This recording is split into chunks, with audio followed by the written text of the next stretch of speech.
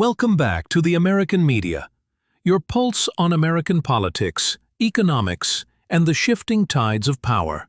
I'm your host, and today, we're diving into what may become one of the biggest stories of the summer: the sweeping new tariffs just announced by the Trump administration. So let's unpack what happened, who it affects, and why the world's watching. On July 7th, President Trump's team dropped a major trade bombshell. In a sweeping announcement made through executive orders and direct messages to world leaders, the administration revealed that it would impose tariffs on imports from 14 different countries, effective August 1st. These aren't symbolic moves or minor fees. We're talking major tariffs, as high as 40% on some imports. Let's run through the key numbers. Japan and South Korea, two of America's biggest trading partners in Asia, are being hit with 25% tariffs across the board. That means anything coming into the U.S. from those countries, whether it's cars, electronics, or machinery, will be slapped with a new fee. Malaysia and Kazakhstan are also getting hit with 25% duties, while South Africa faces 30%, and Laos and Myanmar top the list at 40%.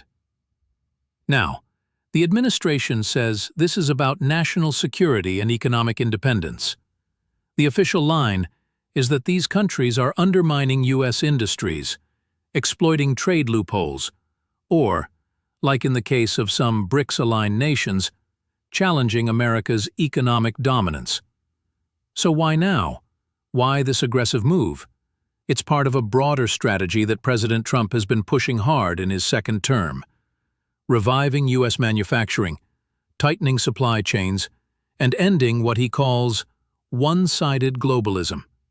The administration says that global competitors have used low labor costs, state subsidies, and unfair trade deals to dominate key sectors like steel, semiconductors, and auto manufacturing. And here's the thing: they're not just talking about it. The White House has launched a formal petition process through the Department of Commerce, where U.S. manufacturers can now request tariffs on specific foreign competitors. That starts on July 15th. In other words, the gates are open, and more tariffs could be on the way. But as you might guess, this move hasn't landed softly. Markets responded immediately.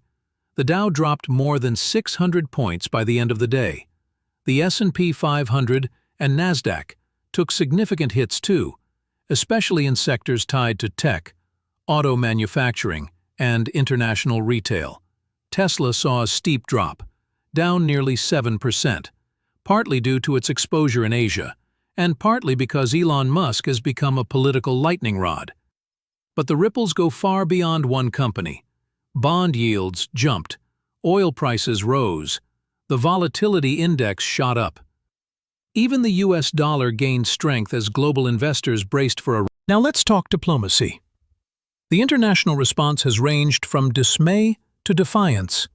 Japan and South Korea called emergency meetings to consider their options.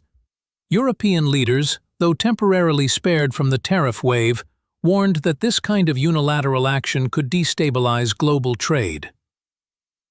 The most dramatic reactions are likely to come from BRICS-aligned nations, countries like Brazil, Russia, India, China, and South Africa. The Trump administration has hinted at blanket 10% tariffs on all BRICS imports if what they call hostile economic behavior continues. So we may be heading into a new chapter of trade tensions, not just with individual nations, but with entire blocks of countries. That could impact everything from energy policy to tech development to food prices in the coming months. Meanwhile, back home, there's also a legal fight brewing.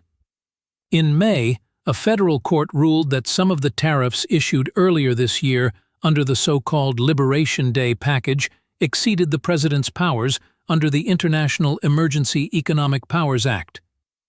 That ruling didn't stop the White House this time. They're doubling down, citing national security and daring the courts and Congress to try to stop them. That's a key point. These moves aren't just about trade, they're about executive power. Supporters say this kind of bold leadership is exactly what's needed to protect American jobs. Critics say it's reckless, legally questionable, and dangerously inflationary. So what does this mean for you? Well, consumer prices could rise, especially for imported cars, electronics, appliances, and clothing. Businesses that rely on imported parts, like small manufacturers or construction firms, are likely to feel the pinch fast. And if other countries retaliate with tariffs of their own, we could see U.S. exports shrink, which could lead to layoffs in agriculture, tech, and energy. In short, the next few months will tell us whether this is a winning gamble or a slow-motion trade war. As we wrap up today's episode, we'll leave you with a poll question. Do you support the new tariffs imposed by the Trump administration? Yes, they're necessary to protect American industry. No, they'll hurt consumers and damage foreign relations. Or are you still on the fence, waiting to see how it plays out? You can vote now on Substack or drop your thoughts in the comments. Thanks for listening to the American Media. If you found this episode helpful, subscribe, leave a review, and share it with a friend who wants to stay informed. I'm your host, signing off. See you next time when we explore what's next in the global economy. Stay sharp, stay curious.